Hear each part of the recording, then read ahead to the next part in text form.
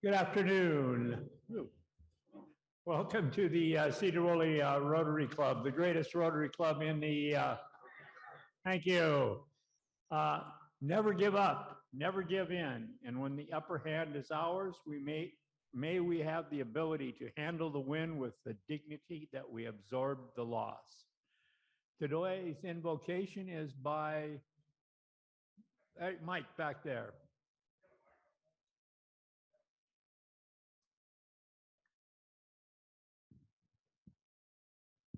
Okay, in honor of St. Patrick's Day, which is coming up, and all the Irish in here and me, I'm going to start out with an Irish blessing, an old Irish blessing. May love and laughter light your days and warm your heart and home. May good and faithful friends be yours wherever you may roam. May peace and plenty bless your world with joy that long endures. May all life's passing seasons bring the best to you and yours. Lord, bless this food to the nourishment of our bodies and bless the hands that prepared it. Bless this club and all the work we do. Be with us today and in the coming weeks and guide everything we do. We pray all of this in your son's name. Amen. And thank you, Mike.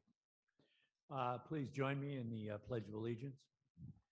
Pledge allegiance to the flag of the United States of America, to the republic for which it stands, one nation, under God, indivisible, liberty and justice for all. Four-way test. Is it the truth? Is it fair to all concerned? Will it build goodwill and better friendships? Will it build all concerned? We're going to go a little different on the song today. I thought it'd be appropriate if we played the Ukrainian national anthem. Eric found something on the internet. The words are on the table if you'd like to read along. I asked Keith Sorstead if he could do it, but he said it doesn't translate well into English. So Eric, I'll turn it over to you. Ще не вмерла України ні слава, ні воля. Ще нам, браття українці, усміхнеться доля. Згинуть наші вороженьки, як роса на сонці. Запануєм і ми, браття, у своїй сторонці. Душу й тіло ми положим за нашу свободу і покажем, що ми браття козацького роду. Душу й тіло ми положим за нашу свободу і покажем, що ми браття козацького роду. Слава Україні!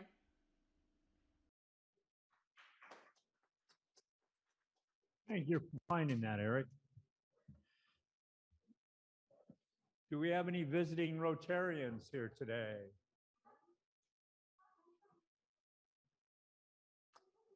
Do we have any guests of Rotarians here other than our students of the month and our guest speakers? Okay. So moving right along. Carrie, are you ready? Okay, let's turn it over to Carrie for the student of the month.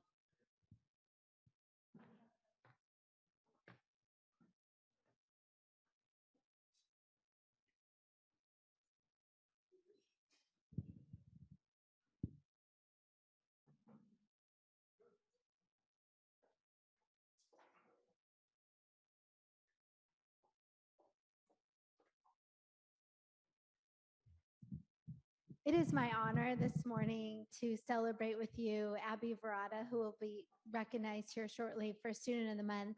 We do have 2 Students of the Month for today. Luis was not able to be with us, and so we will celebrate him next month. Abby Verada is the daughter of Matt Verada of Mount Vernon. Abby maintains a 4.0 GPA while being very actively involved at our high school. She's a triple threat athlete. She's been a member of the varsity volleyball team for 2 years, varsity basketball team for 4 years, and varsity fast pitch team for 4 years. Abby was a junior marcher for our 2021 graduation ceremony, and we had to hold 3 separate ceremonies, so that was a very large duty that she held for our high school. She's also a member of our Cub Crew Mentoring Club since 2019 and also is part of National Honor Society for 3 years. Outside of school, Abby enjoys spending time with her family and friends. She's also a member of the travel softball team. Abby loves fitness and sports. She shows her competitiveness throughout all aspects of her life. I want to share with you that Abby, is it okay if I tell them you're a triplet? So Abby is actually a triplet. She has 2 brothers who are also seniors at our high school, but clearly Abby is the front runner of the 3, right? Yeah, okay, I'm just teasing. Don't tell your brothers I said that. Just on a sentimental note, Abby's mom was with us at Sedro Woolley High School for 18 years, and she passed away 7 years ago. And so it's my honor to have Abby with us. And I know your mom is with us as well. So I'm going to have Abby come to the microphone and share where she is headed after graduation.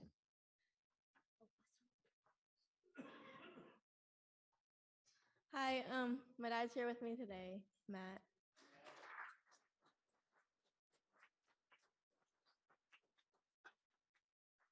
I'm not sure where I'm going to be next year, but I plan to attend a 4-year university to study education and hopefully be a PE teacher.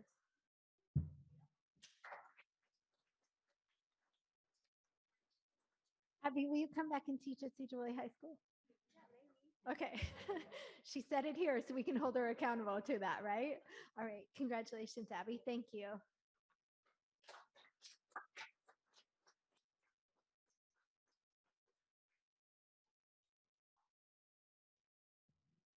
Thank you, Carrie, and congratulations, Abby, from the whole club and the whole city of Sedro Woolley for all your good work.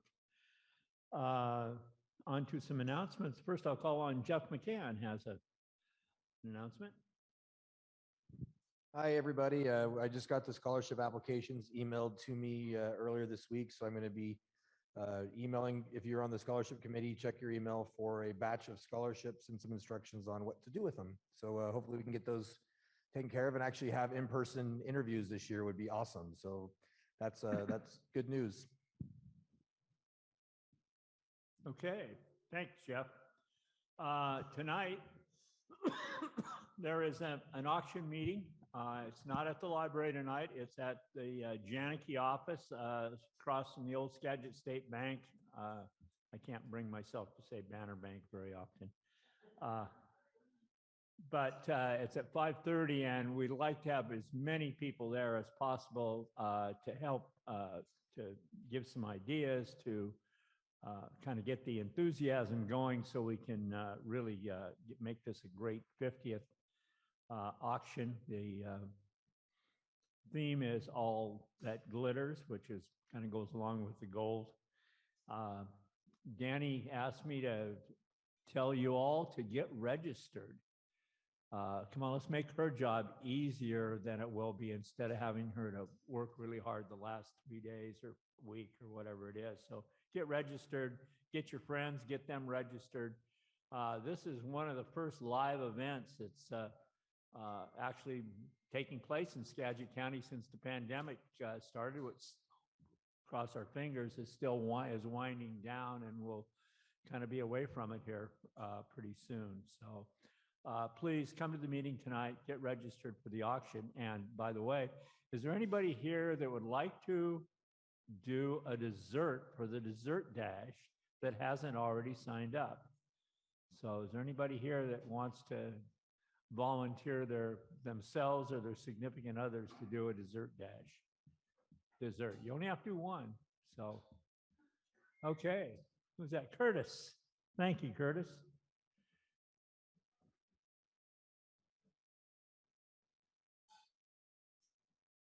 I heard you back there, Mike. Was that you volunteering?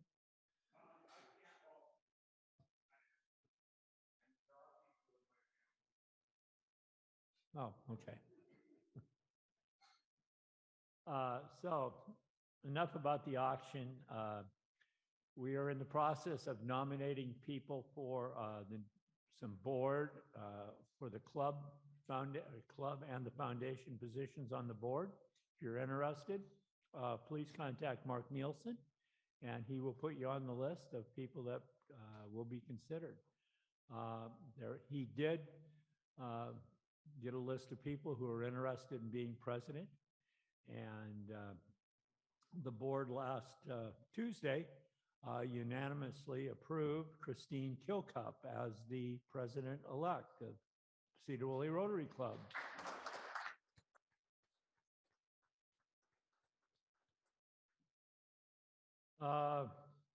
So anyone's welcome tonight. Everyone's encouraged to be there. Does anyone else oh, one more thing. We have a new membership application on the table for Paul Wagner, who's a nominee of Stephen Dahl. That's open for 2 weeks. So any comments on that, please get that to the committee. Does anyone else have any announcements? Danny?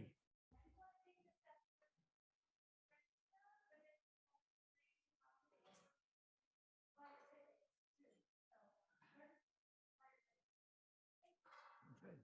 See, I missed that. I thought it was one and the same. So thank you, Danny. With that, I think that's all the announcements we have. We can turn it over to our wheel spinning committee, which appears to be a committee of one today. Another announcement. Oh, Christina Trader says that the hang on. Boys and Girls Club work party Oh, is on Saturday from 9 to 1. okay. Christina Trader says that the work party at the Boys and Girls Club, right? At the Boys and Girls Club is this Saturday from 9 a.m. to 1 p.m. They're going to do some, I think, some painting and some other things. So if anybody that wants to help out on that, or anybody that's on that team, please be there. I know all the help would be appreciated. Thank you.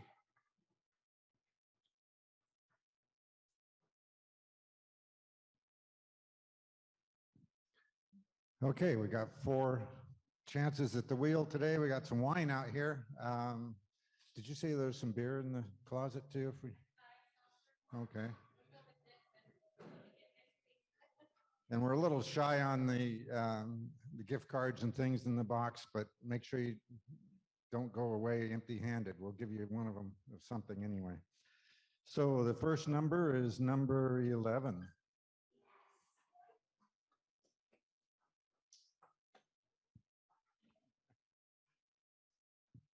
Okay, she takes the wine.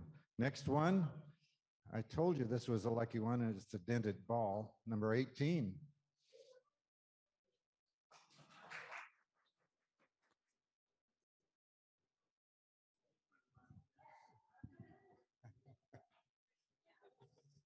So roll it, see what you get.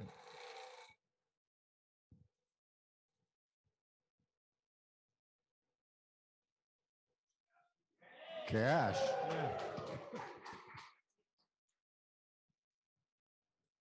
I guess I better make an executive decision. No change. So is a 20 okay instead of 15? Sure, $20 is perfect.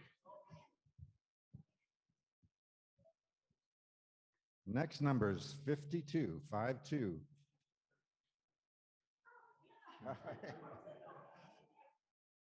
Wow.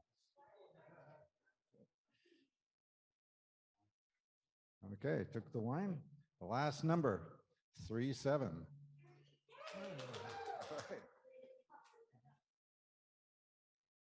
Okay, got rid of all the wine. That's it. Okay, now we have Sergeant of Arms. Is Kyle here? Okay, Jada's gonna So I'm not off prepared script. at all. So we're just gonna make this run the auction. For those of you that have not turned in your 3 silent auction items, $2.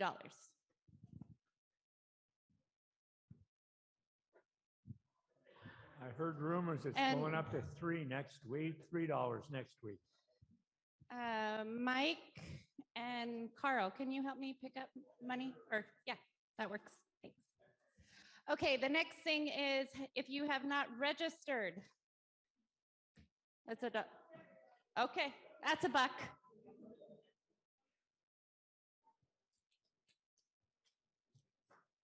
What else, Tim? Anything else?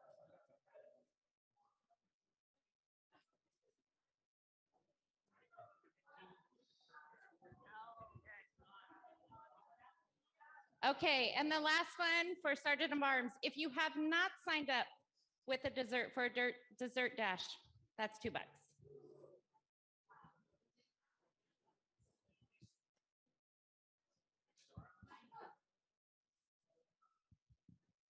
Okay, now we'll go from that into happy bucks. Anybody have any happy bucks for us?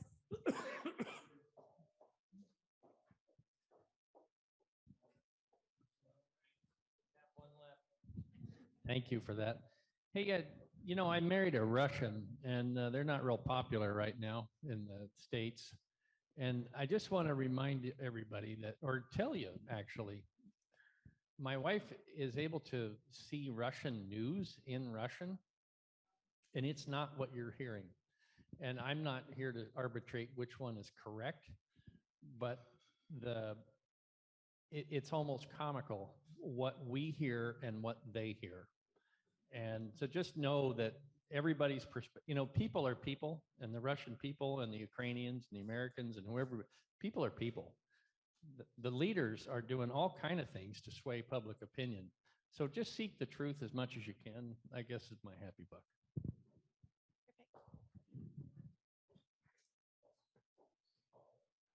Okay, I have a happy 20 for Miss Abby. And also last night we had our last unified basketball game, and Danny and Eric were there with us. And we had fire, police, police and EMS there, and it was just joyful. So it was a fantastic celebration, and I'm just grateful that our police, fire, and EMS joined us, because it was just really fun for the kids. So thank you.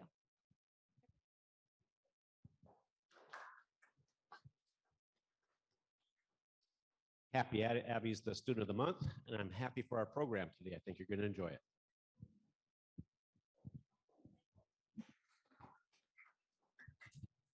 I have a happy 10 because I've secured all the sponsorships to get a concert series going this summer. So I want to see if I can remember, Steve and Carl and John Janicki, Sue Stradoff. Okay, yeah.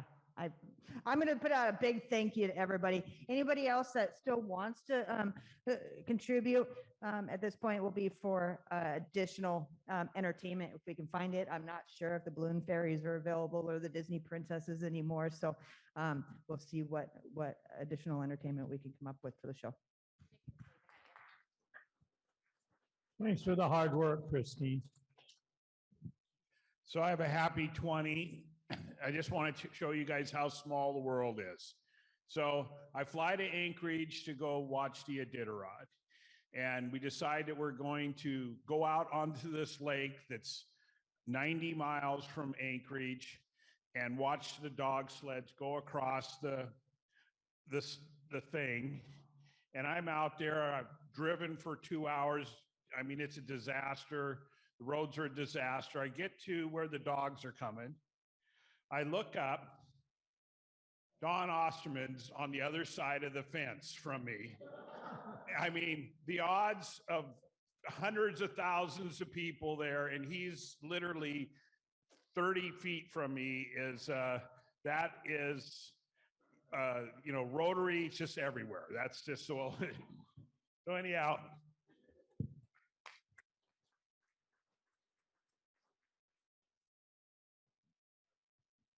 So I have a happy 22 for the program you're about to see because they were mine before they were yours. Okay? We're just loaning them to you. Together. Anybody else?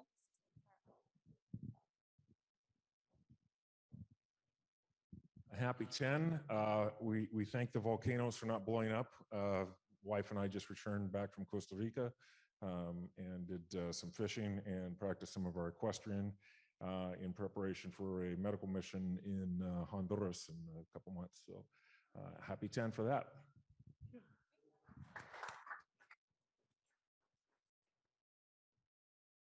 Anyone else? Okay, with that, it's time for early leavers. And although you'll be missing out, and I'm going to turn the program or the mic over to Jada to introduce our program. Thought you were going to get away with it, didn't you? All right. We would like to welcome Rachel and Adele from United General District 304. They are here today to tell us about the Farm to School program in both the Concrete School District and the Sedro Woolley School District. So welcome, Rachel and Adele.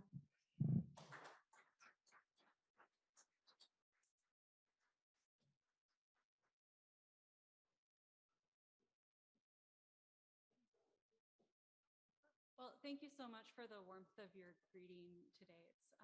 I'm sorry. Okay, I'll talk into the mic. Thank you so much for the warmth of your greeting today. It's really great to be here and hear about all the other great things that you support. I'm Rachel Mua. I coordinate the Concrete Farm to School program, and I'm the Healthy Eating Pillar Lead at United General District 304. And this is Adele Esslinger. She coordinates our Sedro Woolley Farm to School program, as well as she told me she presented to you a while back about our fruit and vegetable prescription program. So we both wear a lot of hats, but these are our favorite ones for sure. So yes, slide please. So our farm to school work at United General really had its beginnings in 2012 when we received a 3-year community transformation grant. I believe it was from the CDC to promote physical activity and nutrition in the concrete community.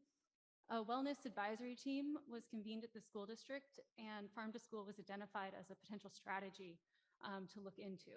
And in 2013, United General and the Concrete School District partnered and received a USDA Farm to School Planning Grant, which really was the first time a staff member was dedicated to the project.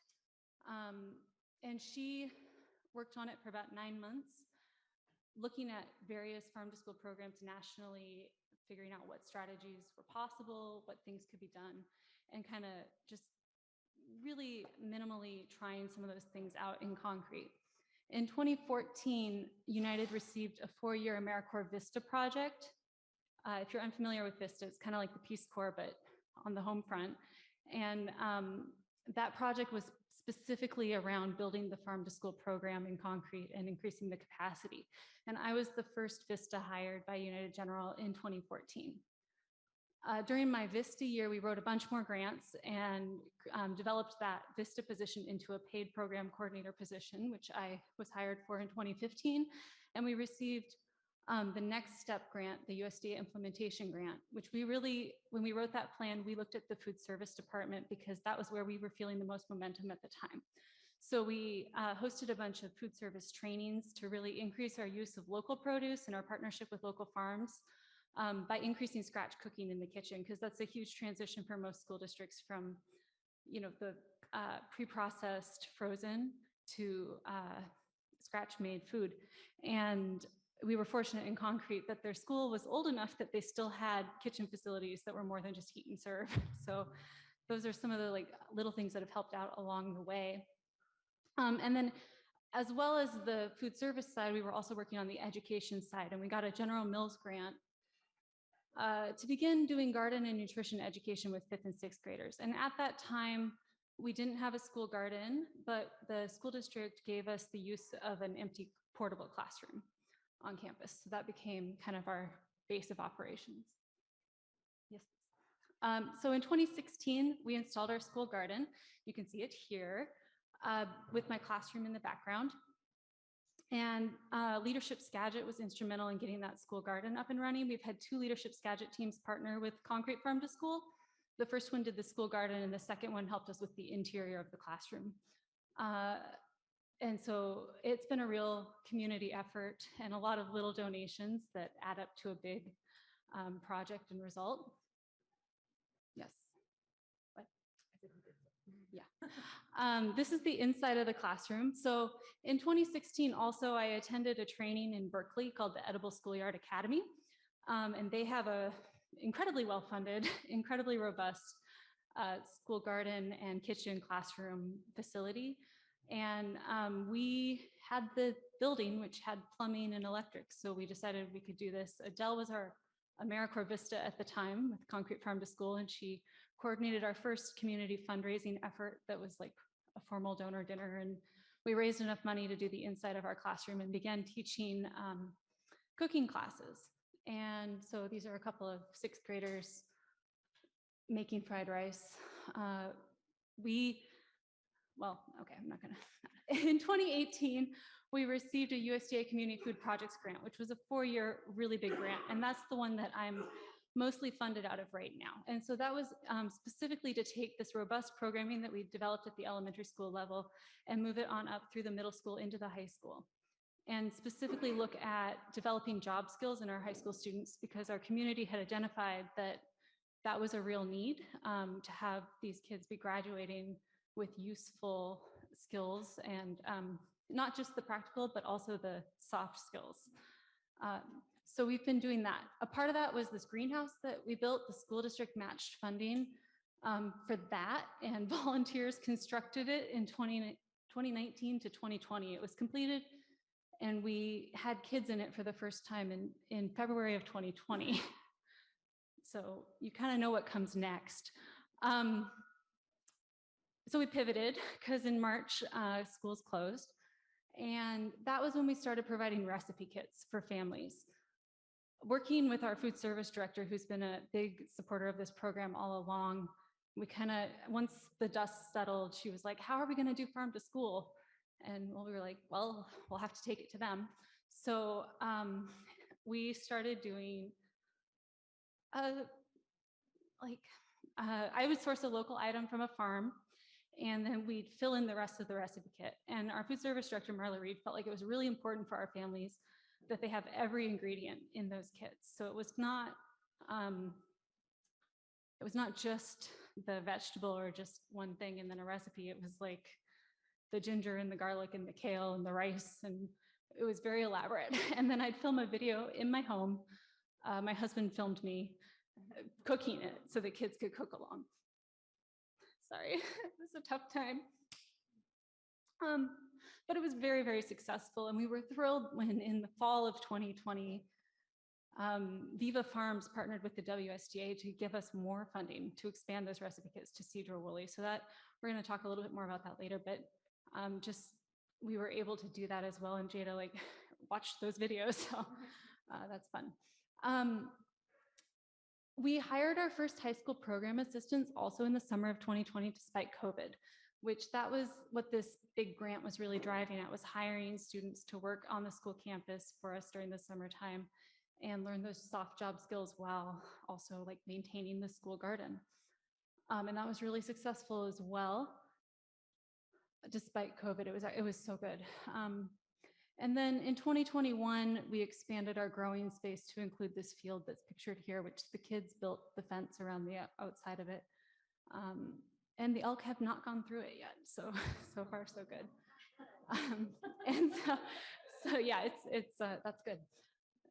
And that enabled us to grow enough produce to go to the Saturday market with it. So last summer, our kids attended the Saturday market weekly with produce and flowers. And we'll be doing that again this spring and summer. And then last spring, we were able to resume in-person garden classes with elementary students, and this fall, We continued those and also added back in our winter cooking classes, which have been cut short by COVID in 2020. That's kind of, so this is an overview of kind of the broad reach of the program.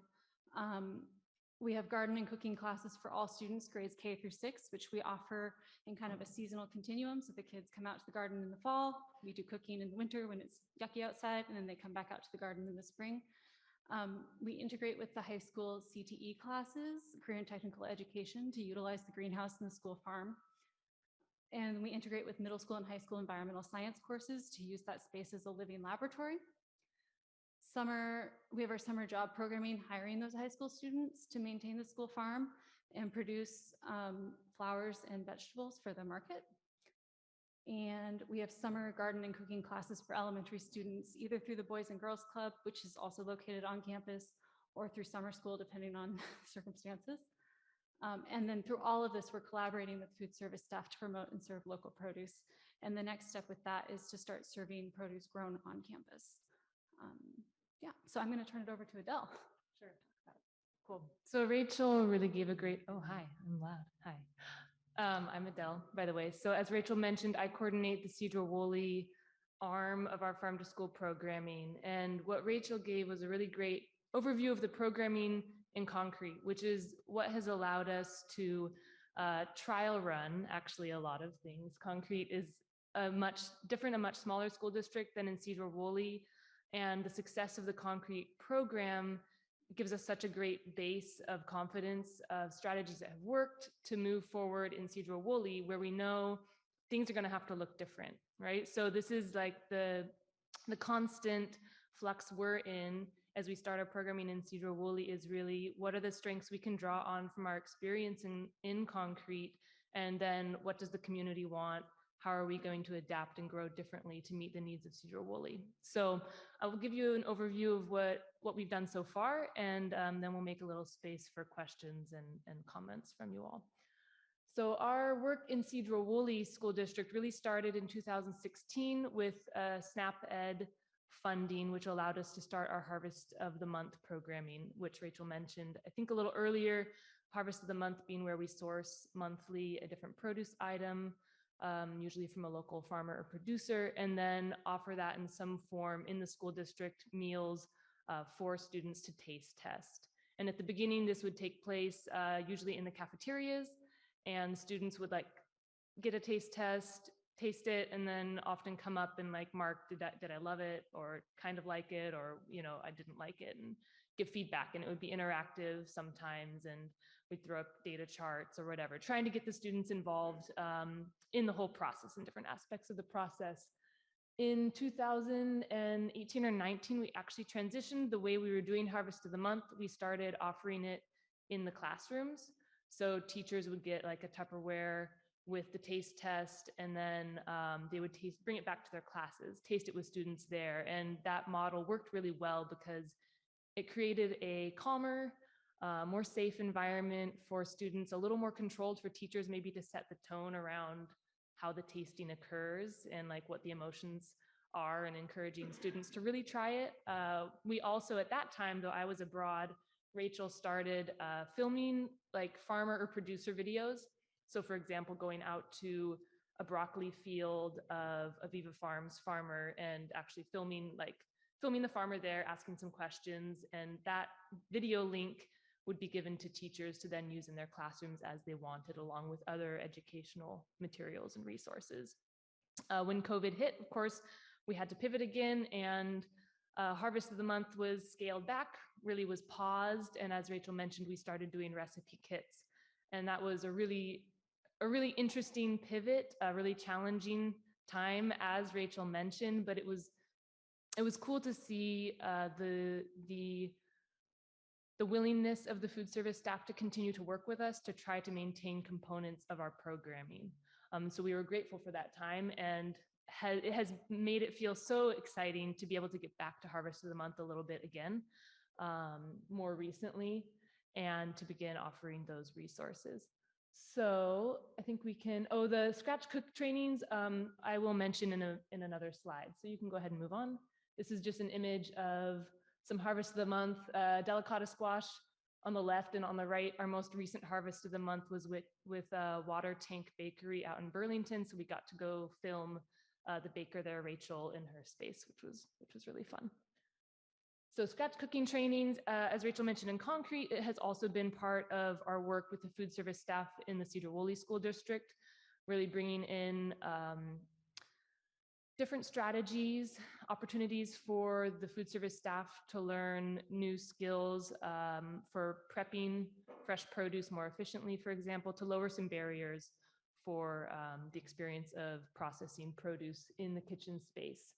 And this is a food service staff in Sedro Woolley at the CMS kitchen, practicing with a RoboCoo, which really like speeds up. You can just throw carrots in and it'll slice them out, or fennel, it'll slice it out, for example. So making that process more friendly to the food service staff. And then the other aspect of farm to school, so the school garden side, has come in a little bit later in the Sedro Woolley School District. In 2018, we received our first farm to school planning grant in the Sedro Woolley School District. And that was focused more still on the food service side, but starting to bring in gauging the interest in school gardens within the district. And so my predecessor, Danica Troop, who you may have heard of in other programs, she was actually running farm to school at that time, and she pulled together folks from different parts of the district to try to see who was interested in gardens and get those ideas flowing. And then in 2021, just this last, wow, I guess, yeah, it hasn't been that long. In 2021, in the summer, we started our implementation grant with the USDA, and that grant has a lot larger focus on the school garden side. So continuing to support and work with the food service staff, with Allison Johnston there, who's doing great work, but also really digging into school gardens and starting to provide garden lessons at the schools that are interested. And you can go ahead and move forward. So currently we are working actively with 4 different schools, with Central, with Evergreen, with Samish, and with Clear Lake. And we see our role as United General in the school district to really be a coordination hub, I guess you could say, to offer the capacity, the staff time, some of the experience that school staff might not have in order to run, maintain, and manage school gardens, right? Because you might have a garden champion come in, a certain teacher or staff member who's really excited, or a certain parent who's really excited, but over the years that person might transition elsewhere or might just not have the capacity to maintain that energy for a school garden. So we see ourselves as kind of a constant partner for the school district. And the various school gardens, they're in various stages of development. Central's garden has been around for quite a number of years. Samish garden, we broke ground on actually just this past spring, about a year ago, with one of the teachers who was really enthusiastic. And then in Evergreen, we have come alongside their existing school garden, and actually this past MLK Day, our AmeriCorps coordinated a work day, and we helped build 3 new beds. I know we have at least one member who was there. Thank you very much for your help. And in Clear Lake, they're trying to reclaim some garden space. So as you can tell, even just based on the pictures, it's really about coming alongside the schools where they're at and getting a sense of what each school's desire is for how they want their garden to look, providing the support we can, but also providing some sort of consistency. So as Concrete has been able to do, kind of create this continuum of experiences, that's what we hope to do in Sedro Woolley, right? In a sense, though it's gonna look different. Help provide curriculum that ties to the standards, eventually link up through the years to the middle school, to the high school. I've been having conversations with the horticulture teacher in the high school, and he's really excited to collaborate wherever we can. We're talking about getting high school students to come out to the elementary gardens, creating mentorship links, between the different ages of students. And so we're really excited about the opportunities. You can move forward, I think.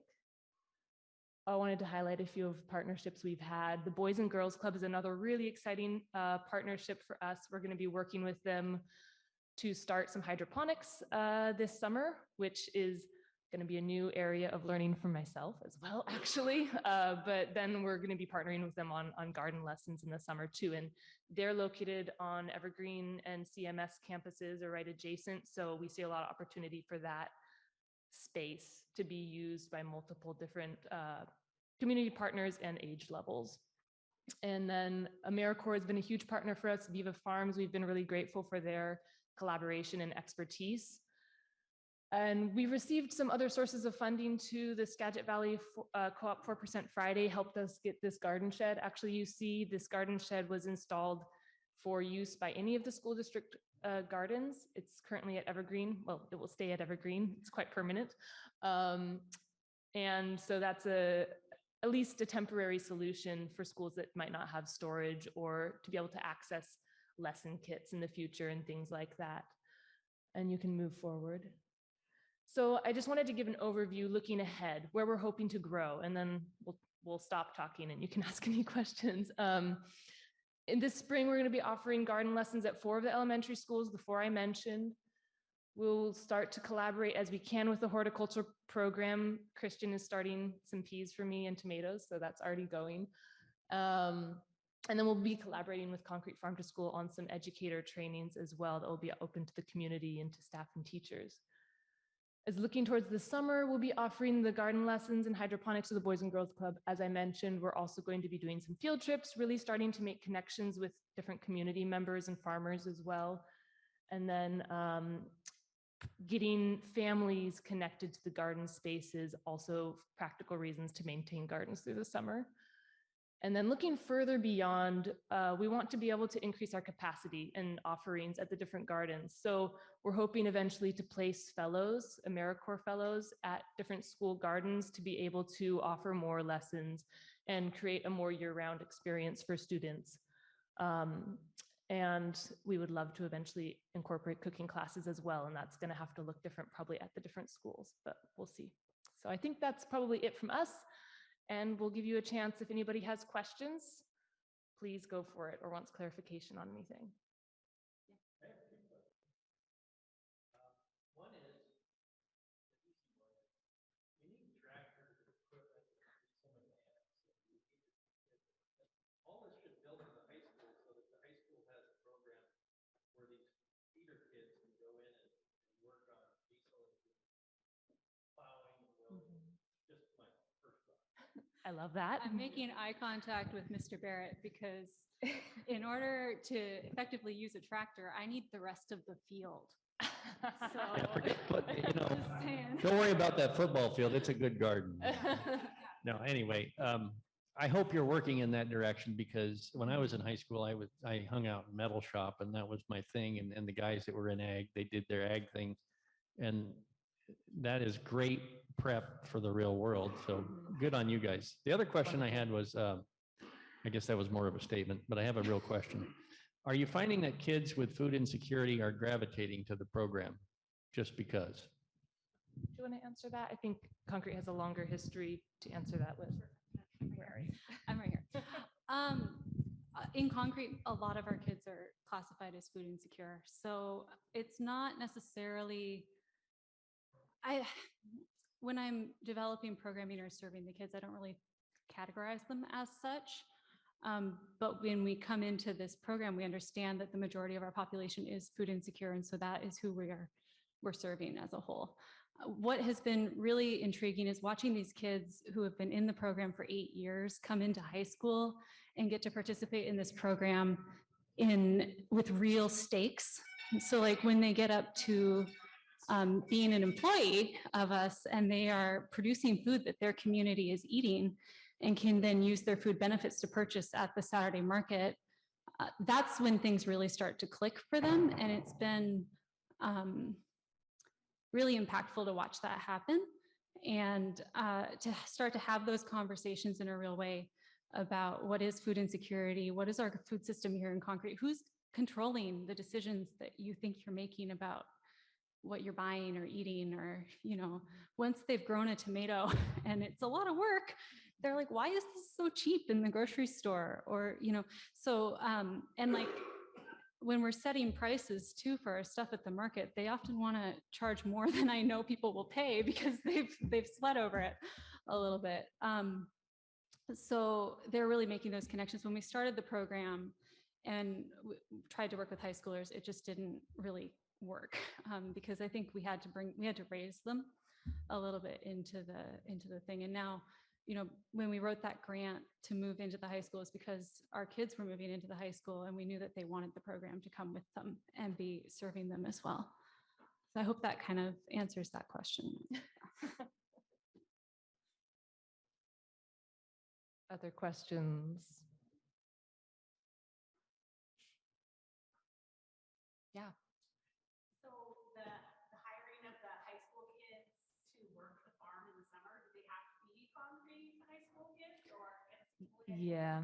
So yes, at this point, I mean, at this point and in continuum, yes, those students must be concrete students. However, the future is wide and open in Sedro Woolley at this point. So we don't know how that program will grow, right? And I think time will tell. We'll want to align as we can with the horticulture program too, and not like recreate the wheel or create dual programming. And there could eventually be some sort of similar opportunity for farm to school, or maybe it's middle school, or maybe, so who knows? We're excited for where the growth might be. Can I? Rachel wants to add. Yeah, I want to add a thought. We initially conceived of our high school employment program in partnership with farms in the area. So the idea was that we would hire these students, but they'd be placed out at farms that wanted to host a student, and then they'd come together weekly for the more job skills training. We do like interviewing and application writing and communication, conflict management workshops with them. COVID flipped that because all of our sites pulled out. And so we had them all together at the school, and then it ended up being so much better.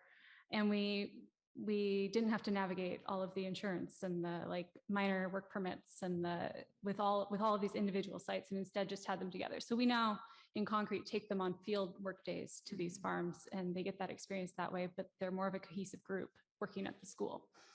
I think that model still is valuable and could be used in other communities. So especially communities that are a little closer to more things. So, there's a lot of ways to implement beyond just the model that we've settled in. Yeah, that's kind of maybe the beauty and excitement or uncertainty of where we're at in Sedro Woolley is we still get to find out what that looks like.